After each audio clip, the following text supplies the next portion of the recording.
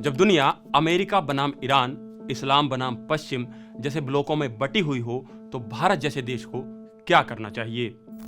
आज जब पश्चिम एशिया फिर तनाव में है, ऐसे में ये सवाल अहम हो जाता है कि भारत और ईरान के संबंधों की दिशा क्या हो। क्या भारत को ईरान के साथ संबंधों को कम करना चाहिए या फिर उसे एक अहम रणनीतिक मित्र बनाए रखना चाहिए? आज के सारांश में हम इसी मुद्दे पर बात करने वाले हैं। हम पहले भारत ईरान के रिश्तों का इतिहास समझेंगे और फिर समझेंगे कि वर्तमान हालात क्या हैं, और अंत में जानेंगे कि क्यों ईरान भारत के लिए अहम है।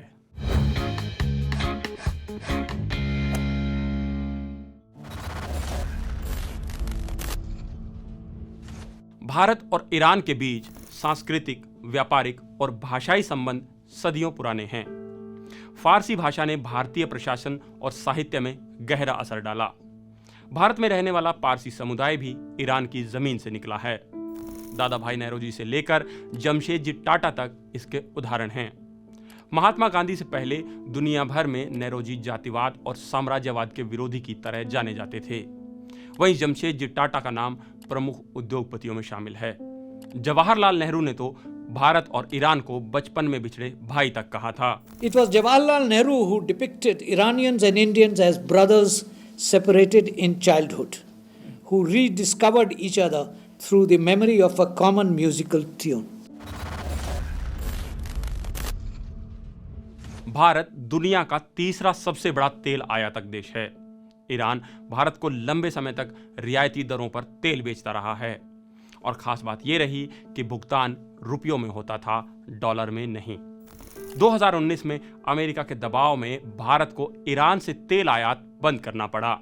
तब तक ईरान भारत का तीसरा सबसे बड़ा सप्लायर बन चुका था। हालांकि उससे पहले साल 2018 में भारत ने जरूर कहा था कि वो अमेरिका के सामने झुकेगा नहीं, लेकिन ऐसा नहीं हुआ। विदेश मंत्री सुषमा स्वराज के साथ अमेरिकी राष्ट्रपति के विशेष दूत और संयुक्त राष्ट्र में अमेरिका के स्थायी प्रतिनिधि निक्की हेली की बातचीत में ईरान के मुद्दे पर विस्तार से चर्चा हुई। विदेश मंत्री ने ईरान को भारत के रणनीतिक स्थिति के लिहाज से अहम बताया और ईरान के साथ संबंधों को कम करने से इनकार कर दिया। विदेश मंत्रालय के प्रवक्ता रवीश कुमार ने कहा कि भारत अपनी ऊर्जा जरूरतों को काफी अहमियत देता है। Feel that Iran is a very traditional partner.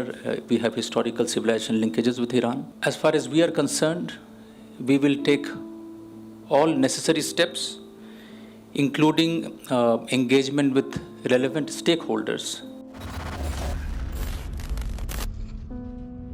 Bharat ने ईरान के चाबहार पोर्ट में निवेश किया है ताकि पाकिस्तान को बाईपास कर अफगानिस्तान और मध्य एशिया तक व्यापारिक और रणनीतिक पहुंच बनाई जा सके।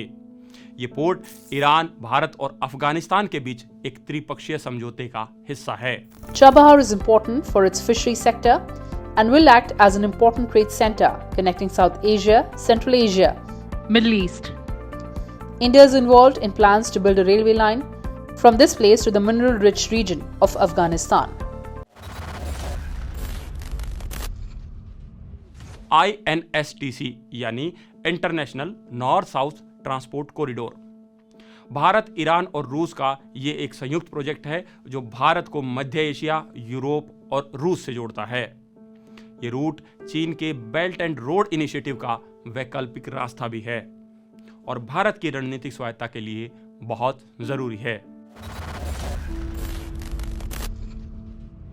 ईरान इजराइल के संघर्ष में भारत के निर्यात को भी झटका लगा है। भारतीय चावल निर्यातक संघ के उपाध्यक्ष देव गर्ग ने एक बयान में कहा कि भारत ने पिछले साल ईरान को 7,600 करोड़ रुपए के मूल्य का चावल निर्यात किया था। इसमें 10.32 लाख मीट्रिक टन बासमती भी था।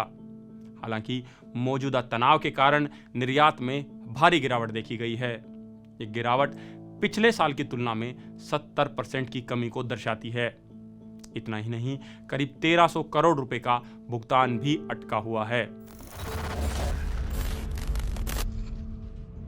1990 के दशक में जब तालिबान पहली बार सत्ता में आया, तब भारत और ईरान दोनों ने नॉर्दर्न अलायंस का समर्थन किया था।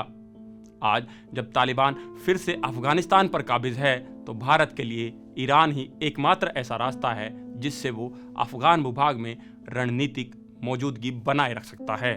All signaling to the fact that old rivals Iran and Taliban might be willing to put their differences aside and forge a strong partnership. And not just Iran, in the recent days, in fact, Taliban has also extended its cooperation towards New Delhi.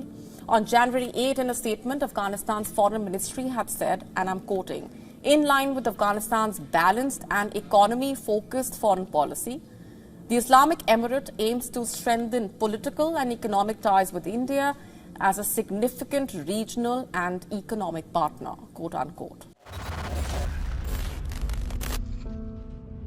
Bharat की विदेश नीति का मूल मंत्र रहा है रणनीतिक स्वायत्तता।